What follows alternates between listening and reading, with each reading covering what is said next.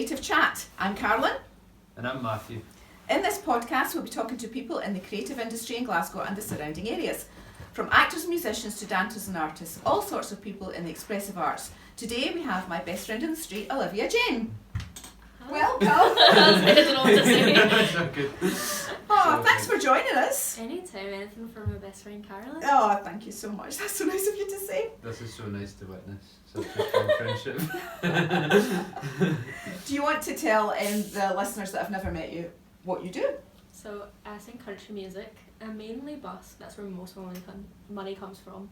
But I do like the odd little show, and yeah, that's it.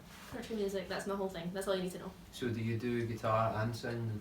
Yeah, I mean I'm not great at guitar. I just play chords, and I can do like maybe 2 songs with like finger picking, but that's about it. And other than that, just singing is my main thing. I only play guitar because I need it to sing. Yeah. So is it kind of like the backing tracks and stuff you'll use when you're out? No, I play guitar when I'm out busking as well, but like,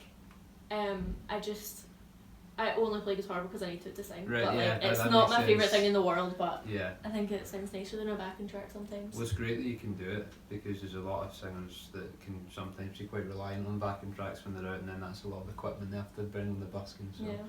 it's great if you can just use the guitar and like stroll up. So Yeah. great stuff. Olivia, do you want to tell everybody how we met? Yeah, I do actually. When I met you, there was someone else there who's also here right now. He's not. You can't see him, but he is More here. on him. Yeah, you'll hear about him later in another episode. But I was coming out to busk for like the first time ever by myself. I didn't have like any equipment. I was just gonna sing in the street myself with my guitar, and I couldn't because it was too loud. But I'd already messaged Carolyn because I already followed your page. I'm pretty sure. Thank you. And I'd said, hey, I'm new, but I'm gonna be here if you wanna come and have a look. Anyway, she showed up. I couldn't sing because it's too loud, and Dan, as I said, was with her. And then we ended up going to get a coffee at one of my favourite places ever, Lab Espresso, and I think we had a few coffees. We ended did. up talking for a really long time. Yeah, about like 3 hours or something like that, yeah. Yeah, so that's how we met. Yeah, it's a really meet cute It was a situation. meet cute. Exactly. That's amazing. That's very wholesome. And what better way to meet people than busking? Yeah, so many friends from it. It is actually, yeah. It's very. You'd be surprised at how many people you can meet just by doing busking. Yeah, like anything with music, like it's such a social thing. It is. I think that's one of the biggest attractions to doing it as well. So did you study music at all, or have you always kind of done it as a side passion, which you've grown into a main thing? I mean, like, I always, like, wanted to be a singer. Like, when I was literally, like, 3 years old, I'd be, like, singing in the car with my mum. My mum was like, can you put the next song on, please? I don't want to hear the same one again. And I, like, still wanted to be a singer at, like, that age. But, I did do music at school, but I only did Nat 5, and then I left school, like, early, so I didn't continue it and do higher or anything like that. But I do know a lot of music theory, because, I studied that when I was younger. Right, yeah. Well, there's a lot of people I know that didn't actually do conventional music education that are still quite active in the music industry. Yeah. So you don't really, it's good to have, I suppose, but you don't need it. You can still do a very successful music career and not have the kind of academic credentials for it. Yeah, I mean, it's good to have, like, an understanding, I think, like, because I definitely have, like, if I didn't have an understanding of music before I started playing guitar, it would have been a lot harder. Yeah. And, like, reading music and stuff, like, I can already kind of read, like, I can read music, which makes it a lot easier and whatever, but, yeah, I didn't really study it that much. No, that's cool. Do you have a preference kind of thing when you're doing, like, obviously you don't use sheet music when you're busking, but, like, if you're playing by yourself, do you like to do that by using sheet music, or do you just kind of vibe by ear when you're doing stuff? I mean, like, it depends. Like, I listen to a lot of songs that, like, no one knows because, you know, country music is not the most popular thing in the world already, but also some of the people I listen to are, like, very niche. So if there's a song that I really want to learn, I will maybe, like, try and figure it out by ear. But mostly I'll just, like, Google chords and, like, tabs and stuff like that and read that. That's cool. If I'm learning a new song. Yeah, that's class. My brother does a lot of that as well. Yeah, I'm not so good at, like, doing stuff by ear with guitar, but, like, it's fine. So, what was your first gigging experience, and was it a paying gig? It was actually, so at high school I had this music teacher called Mrs. Shedden. Loved her, she was amazing. Big shout out to Mrs. Shedden, still love her, Caroline Shedden. Anyway, she got me a gig. It was at like it's a beer festival in like one of the towns I grew up near. Super small town, like I went to the same school as 2 other towns, like we all were in the same school, so it's like I don't even know why there's a festival there. But she got me a little gig at there. I sang like 4 songs and I got like £20 for it. I was like, this is the best thing that's ever happened to me. The first thing I ever got paid for was music, which I really like. I'm proud of that. But yeah. So you've never had another job? You've never done shop work or? No, the only thing I've ever made money from is music. That's amazing. That's fantastic, actually. I'm quite stubborn with that now. Like now that I've got to this point, I'm like, I'm not getting another job. I think that's a very good way to be though, because I think you need that kind of fire to kind of excel in a creative field. Yeah. And I think if you started off by getting money in that, and it's all you've known, there is a kind of like, you know, burning desire to continue doing that. It's like, well, if I've not stopped now and I've never struggled to do it, then why stop, you know? Yeah. It makes you happy. Yeah, I think since I first met you, you've always said, no, I am a musician, I want to be a musician, and that's how I want to live my life and earn my money, and that's all I want to do. Yeah, like, now that I've, like, done, like, busking and, like, gigs and stuff, it's like, I can't imagine having a normal job. That seems like the worst thing in the world, which is such a, like, spoiled thing to say almost. Yeah, it's like a first world problem, isn't Yeah, it? No, yeah. sorry, I only gig now. No, I only do music now, but at the same time, busking is not always easy. Sometimes it's literally -4 degrees and I'm standing outside for like 5 hours. Yeah. Have you had any really weird busking experiences that you want to share? I mean, there was the guy that the day you were there who, I don't know if you already know what I'm talking about. I do. Yeah. This is going to be interesting. He was just like, he was watching for quite a while. He gave me some money and he came back and then he gave me £20. I was like, oh, thank you so much. And then he was just kind of like sat down like right in front of my case, like almost like on top of my case, and I was like, okay. He was sitting like a metre from her, you know, just like like cross-legged on the ground, Glasgow, looking up at her. Anyway, then I was like packing up and stuff, and he was like, do you want any help? And I was like, no, I'm okay, thanks, because, you know, someone might rob me. And then he started like asking me, he was like, do you have a lover? That's how he worded it, which is what made it weird. Oh. And I was like, yes, I have a boyfriend. Don't know that I'd call him my lover. And then he was like, oh, you can have another one. Do you want another one? I was like, no, okay. And he was like, well, maybe you could set me up with one of your friends. I was like, no. That's quite a jump, isn't it? Yeah. If you don't want me, have you got anyone else that might want me? I don't know, there's loads of like weird things that happen, but like it happens quite often, and I kind of, they all blend together. Yeah, it's definitely out who's the weirdo of the day. Yeah. That goes so on. This kind of thing, does it happen, like how frequently would you say it happens? I mean, almost every time I'm out. Really? Sometimes, like, well, not like that was like super weird. Okay, but like, like, that's what was in my head for a minute. But like a lot of the time, I mean, I am an 18-year-old girl on the street, like, and quite often in summer I am wearing short skirts and whatever, and like I know that that's kind of making it worse for myself, but I don't really care. I'll wear what I want to wear. But I get a lot of like kind of weird guys coming up to me and like just saying things. There's actually a guy and his friend that came up to me once, this is weird as well, and he was like, oh hey, like just talking to me, can't remember what he was saying, and he was like, oh, like do you want to like maybe go out sometime? And I was like, no, I'm okay, thanks. And actually he worded it like, do you want to go out right now? And I was like, well, I'm working. And he was like, yeah, but like another time you can come out with me and my friend. And I was like, this is getting weirder, because now am I on a date with you and your friend? But yeah, I get a lot of like kind of weird guys. It's never women. Women are never the culprits. Yeah, I know we say things like, it's not all men, but it's almost always men. Yeah, it's not all men, but it's only men. I think what you're trying to say is like, it's not all men, but it happens to all women. Yeah. I think that could be a way of saying it. Yeah. Yeah, I Because mean, I'm almost sure we're going to talk to other female buskers in the zone, but they've all got the same story Yeah. about being It's exposed. always weird guys. Yeah, always exposed to sexist comments and weirdness and random conversations and Yeah. But it's whatever it is. Like, it doesn't bother me too much. I think it would really bother some people, but I kind of. I think that was one of the questions I wanted to ask. Is like, so when that happens, has there ever been a part of you that has said, right, this is too much, I'd like to stop? like what kind of keeps you going when you have those? Is it just the love of the actual trade? I mean, like, when a guy is, like, weird, but he's just being weird, I'm kind of like, this is, like, annoying and uncomfortable, but it doesn't really bother me. I only really get bothered when I'm, like, a guy threatened to knock my teeth out one time, and I was like, no, I'm okay, thanks. He's like, do you want me to knock your teeth out? I was like, no, I'm okay. When things like that happen, I get a bit more, like, because I'm, like, I get more scared, because I'm like, I can't, like, defend myself against, like, a 6-foot guy or whatever, but, like, I still am never, like, I want to stop busking, because I don't want any other job, I want to do music. But there definitely is times where I'm like, this is actually scary. Yeah, I think as well when you're outside TGIs, you know, you're right in the public area, you know.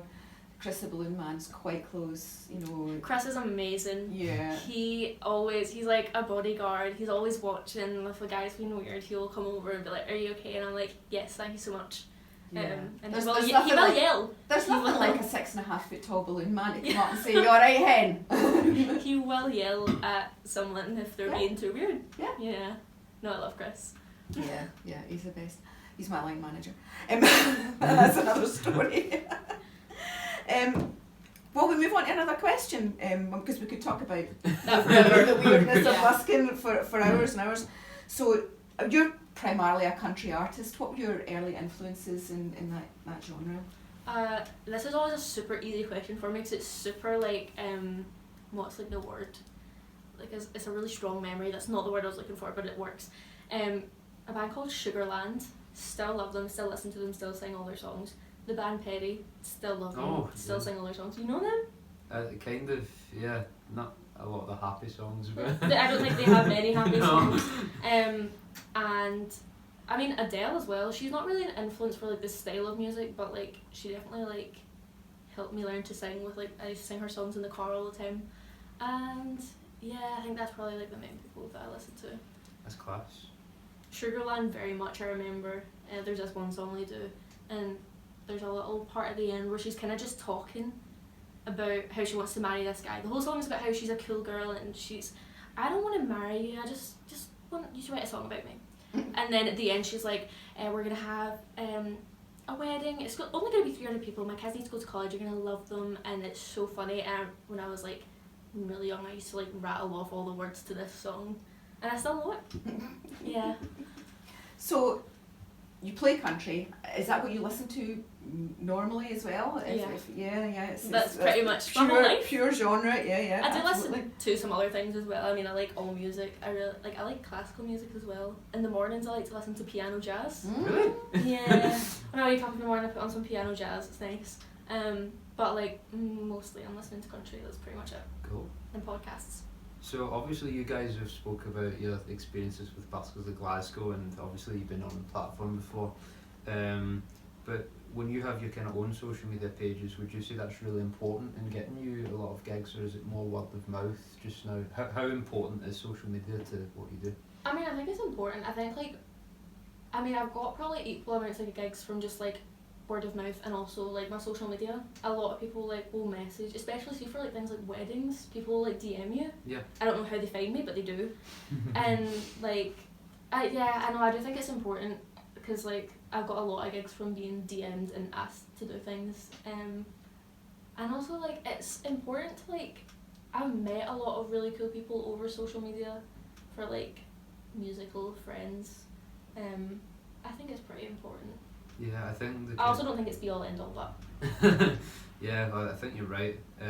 But it's definitely a game changer now, because in the generations before they didn't have that, whereas now, especially with the exposure from Buskers of Glasgow and all of that, like it is such a help. It's definitely a good tool to have. It's very good. Yeah, I don't know how people would find.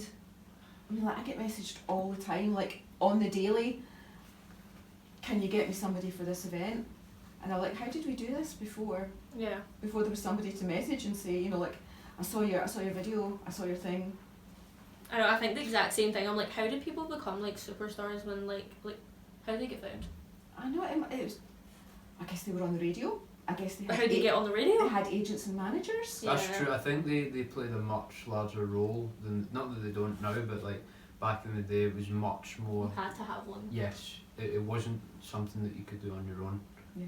It had to be done through someone else. Or even if you were just gigging, I think there was a high chance it might have just been in a residency in one particular place. Yeah. But the way that we do things now is very different, and in some ways for the better, I think. Yeah. So the next question on the list is, tell us something that not a lot of people know about you. So this is The way that you want them to know. yeah. I mean, Reveal your that's, deepest, darkest secrets. Oh, well, if you want to go there, we're off for it. this is what I was thinking. I was like, I don't know, like, I can't think of anything people really don't know about me. The only thing I can maybe think of is, like, I played violin for like 10 years. Oh. A few people know that, but like, obviously everyone that I did it with when I was younger knows, or everyone that I went to school with knows. So it's like a lot of people know, but not many of like the people who are in my life now know, or not as many, not everyone.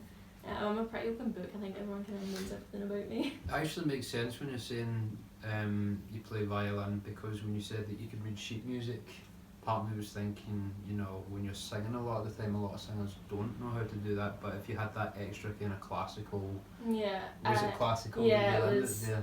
I wish it was like some country fiddle, but it was not. It was Do you think you'd adapt what you know of classical violin and do country fiddle? Because I've I been would thinking love. about this for a while. No, I'd love to see that at one night in Tennessee. That would be great. I've been thinking about this for a while. I still have my violin. I should have given it back to the school, but at the time it was like COVID started. We were meant to go on like this trip to Barcelona and play around, and then my teacher was like, well, I was like, I'm supposed to get my violin back, but I need it for this trip, and he was like, just keep it, it's fine. I'll tell them you told me like you've given it back to me, and I was like, okay. And now I just have it still in my room. So I would really like to start playing it again, but learn like country fiddle, because that's what I want to play. But I need to like take it somewhere and get it fixed. I tried to like tune it one time. I took it out like a year ago or something. It was fucked. It's been sitting out in the cold for ages, and like it's all messed up. But Was I it would in like to do tune when that. you bought it? My dad always makes that joke, so I thought it was fun. Yeah. So obviously you're very kind of present on social media and stuff doing busking just now. So how long do you think you'll busk for? Do you think it's something you'll always do, or do you think it's one of these things that eventually you might not have the time when you're doing other things? I mean, I'd like to say I don't eventually say like I don't have the time. I don't need to do it anymore, because it's like it's not fun getting up at like it's not the fact that I need to get up at 8 in the morning. I was about to say I don't like getting up at 8 in the morning. That's not early. That's not what I mean. But like being in town for like 9 and maybe sitting for like an hour in the freezing cold doing nothing is not fun, because you can't start till 10. But to get a good spot, you need to be there at like 9 or whatever. 9's like kind of the latest I'll go in usually. And like it's so cold in winter. It's so cold, like I can't feel my hands, and I wear 7 jumpers and 3 pairs of trousers, and I'm still 7? cold. Yeah. Really? Normally That's about 7. a record. That's been the maximum number she's had on. She did One day like I wore 8, I think. she couldn't bend her I've arms. never heard of She's anyone a do Michelin that. man. Yeah, I've become very good at layering, but I mean I would like to not have to sing outside, and but for the foreseeable future I shall be busking. That's good. Well, it's good for me because it's good content for me. It breaks my heart when I lose a busker to like professional life. Well, you know?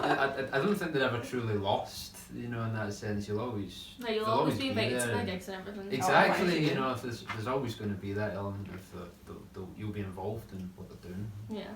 So. Can you remember what the first song ever was you learnt to play? So I can't remember exactly what it was, because I had this weird little time period where I learned like 3 chords on guitar when I was in like first year in high school, and then I didn't play for like years, or I would only play songs with those 3 chords, but like I didn't play for the longest time. I didn't have my own guitar for the longest time anyway. Actually, I only learned that for like 1 open mic, so I don't remember what I learned then. But probably the first song I learned when I started actually trying to learn more songs was My Church by Monis, which like if anyone has seen me singing, they've probably seen me sing that song. I sing it quite frequently. Yeah, it's a good song. Probably that song. Cool. Yeah. It's always nice, I think, when you keep one of the first songs that you've ever learned in the set? I love that song. That song like is so important to me. Like I can't even fully explain why. Like Mad and Modest is like super special to me because I don't know, she was like a really big influence to me, and I don't know, I used to watch like all her old like videos on YouTube where like she's in a little room like this one and she's like playing guitar for someone or something, and I don't know, it really inspired me when I seen her doing all that, and then now I see her like she's played in stadiums and stuff like that, and I don't know, we have like the same vocal range, so I used a lot of her songs to like improve my singing. I have some really bad videos of me singing her songs when I was younger. I'm much better now. Speaking a little bit about, you know, fame and stuff like that, would you like to be famous? Is that That's a good question, actually. something you'd like to be? So I always say I'd like to be Madame Modest level famous because she has like 1.2 million followers or something like that on Instagram, and she's very successful. She makes more than enough money and she has a nice house and all that, but she goes to Disneyland with her family and walks around and no one really notices her. She can go and be a normal person. So I'd like that, but I think if you're in country music, unless you are like Luke Combs or Dolly Parton, you probably would only be famous like that anyway. I'd like to be, it's not even that I want to be famous, I just would like to make a good living off of music and singing my own songs and at concerts and stuff. I think that would be fun. Yeah. It's not so much the fame, it's more Yeah. the actual lifestyle. So when people say to you, you should go on The Voice or Britain's Got Talent, what does that make you think? Well, people say that a lot. Yeah, I know. They've got one track mind about this. You know, we get so many comments on Buskers of Glasgow saying you should go on X Factor. X Factor's fake. It's fake, and also finished 5 years ago. You're not even paying attention. But it just, you get so much of, you know, everybody seems to think you should want to be famous. Yeah, which is like not the case for a lot of people. No, it sounds awful. Yeah. Like, I don't know, I really wanted to go on The Voice when I was 15, but I couldn't because the kids was up to 14 and the adult is 16 plus, and I was like, okay, I just can't do it this year, that's not fair. But I'm really glad that I didn't, because I'm so much better now, I'm much better at singing now. But I'd maybe go on like The Voice or American Idol are like the only ones I'd consider. More just like, not because I want to get famous off of it, but for the experience and like a bit of exposure would be nice. But if I was doing anything like that, it's not like my end goal is not I'm gonna be famous from this, because that doesn't happen. I think people think when you go on The Voice and you win it, or you go on whatever and you win it, you get famous. It's like that's literally does not ever happen, apart from like Little Mix in One Direction. Yeah. Do you remember who won The Voice 2021? Was it? Maybe it was. No, I don't know. I don't think it was that year. It was a Scottish guy. It was Craig Eddy. It was Craig Eddy. I was going to say, is it Craig Eddy? I actually do remember that. I couldn't have told you the year, but I was really into that year, and I posted like a video of me singing one of his songs. You can't find it anymore. It's gone. It's gone because it was bad, but he commented on it, and I was sweet. like, yeah. That was sweet of him. But yeah, so I don't think a lot of people remember who won The Voice even last year, or even this year, and it only happened a few weeks ago. Yeah. And I mean, we were all really very excited when Simon from Buskin went on The Voice, but the next week somebody posted on his video, you should go on The Voice. Now he was on The Voice last week. He was on The Voice, and I'm like, I know people are stupid, but it's like I know I keep talking about Madame Modest. Madame Modest is literally my whole life apparently. But she actually tried out for The Voice. I don't think she ever made it onto like TV, because I've tried to find it, you can't find it. And she tried out for American Idol, and they told her no. She didn't even get past like the cattle call auditions. And then this was actually so funny. They posted like a thing about, it was some Instagram post they did, and they like featured her in it or something, as if like she'd been on the show, and like they'd made her who she was, and all her fans in the comments were like, you never even let her on. And she like commented on it or something, was like, I sang this song for my audition and I did amazing and I didn't get let on. But yeah, they are a bit, they're not the best thing in the world. No. On the topic of fame though, like you've had a couple of appearances on the Buskers of Glasgow, and did that change anything for you at all? I mean, I definitely got like some gigs and stuff from being on your page. Yeah. I've never had any like viral videos or anything like that, because what I do just is not usually. Most of them generally do really well, if I'm honest. You know, Yeah. they're definitely, you know, they're not at the lower end of the views. They're definitely at the, you know, 10, 12, 15, Yeah, 20,000 views. Which is definitely excellent, do, you know. No, they definitely do. Absolutely. That is Yes. excellent, yeah. They definitely do well, but I've never had like a viral video, because No, like but I it's think gone to millions, it's yeah. gone and like changed everything or whatever. Like I've never had anything like that, but yeah, I've definitely got some like gigs, and I've got quite a few gigs from people Yeah. either asking you or like finding me on your page and stuff. Do you know what's funny actually? Just to kind of go back a couple seconds, you were saying something like, oh yeah, I've never had a viral. I've only like 20,000 or something like that. And I think that's one of the things that I really dislike about social media. You know, that is a lot of people. No, I You know know, that's so a lot see, of people. If you were to go out and there was 20,000 people on the street, that would be a lot of people. Yeah. But I think because when you're in your room or you're on your phone and You it's don't just see a it. number, it's the kind of human instinct to think, oh, that's cool, but then he has 22 or he has 24. Now this 20 means nothing, and it's like it's so poisonous. I think Yeah. to have that mentality, because it doesn't actually truly reflect how good your performance is. Yeah. It's all to do with the mind, and I think when you do a numbers game, and I think we're all guilty of it, sometimes you might put up a post and then 2 people like it or something, you think, well, this is terrible now. And I don't think that's actually fair. No, It's no, not. no. It's there's so many variables. Every video that I shoot is different anyway, but there's so many variables. You know, it's not just the song, it's not just the performer. It's how the algorithm has worked on the background during the day, the time that I've posted, the way the audience is feeling. Like, there's so many things that you cannot predict and cannot. I can't tick a viral button. Yeah. I would like to make a viral video today. Tick. Imagine it was that easy. Would you like to have over 1 million views? Yes or no? In the publishing option. There's a video you posted of me once that it was like I had just learned a song, and it's a super hard song to sing. I still think it's a really hard song to sing, and I've been singing it for a while now. And I was like, yes, love this, can't wait for people to see it. And it got like 10 likes. I was like, oh. I was like, no one's seen it. It wasn't even about the likes. I knew I did well. It was just like no one's even seen it, and that was the good one.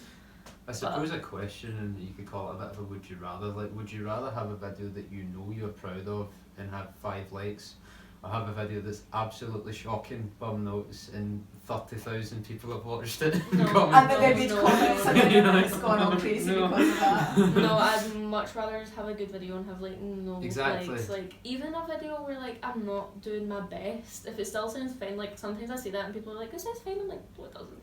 Like I would cry if that went viral, if it's like a video and I'm like don't feel good about it, because then it's like all those people have A seen it. video goes viral because of something that happens in the background, you know. Yeah. Like, I'd be like, oh thanks, fuck me then. Like do you know, I'm not even going to lie, sometimes if something's happening in the background I'll focus on it, you know, in the hope that it'll push the video into craziness. yeah. But there was I mean, Olivia and I have got that guy. yeah, we've got this one video, right, and we didn't engineer this, and it was completely spontaneous, and we didn't even notice. I messaged you later and I was like, look at this. Look at what happened.